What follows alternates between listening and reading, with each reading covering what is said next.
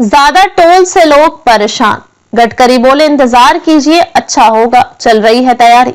केंद्रीय सड़क परिवहन एवं राजमार्ग मंत्री नितिन गडकरी का कहना है कि टोल टैक्स को लेकर लोगों की शिकायतें जल्द दूर होने वाली हैं। लोगों को नई पॉलिसी से बड़ी राहत मिलेगी।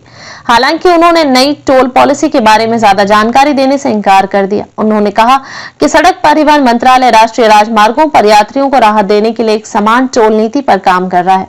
दरअसल बिजनेस टुडे के खास कार्यक्रम बजट राउंड टेबल में नितिन गडकरी से बढ़ती टोल कीमतों को लेकर सवाल किया गया था। नई टोल पॉलिसी की जानकारी देने के साथ ही उन्होंने कहा कि सबकी उम्मीदें पूरी हो जाएंगी। इसके साथ ही उन्होंने कहा कि अगर आप अच्छी सर्विस लेते हैं तो उसके लिए आपको पे करना पड़ेगा, जो आपके जेब पर थोड़ी भारी पड़ सकती है।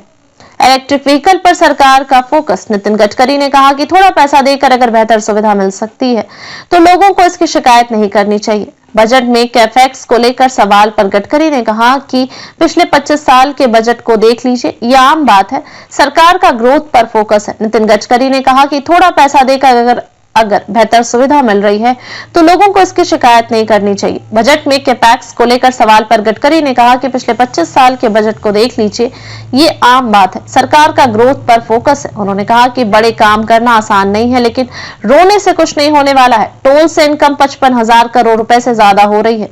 दिल्ली में 10 साल पुरानी डीजल गाड़ियों की स्क्रैपिंग पर उन्होंने कहा कि ये पॉलिसी दिल्ली को ध्यान में रखकर लाई गई, क्योंकि दिल्ली में प्रदूषण एक बड़ी समस्या है।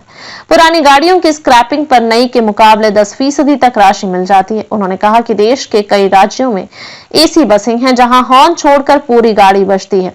अब ऐसी व्यवस्था को बदलनी है।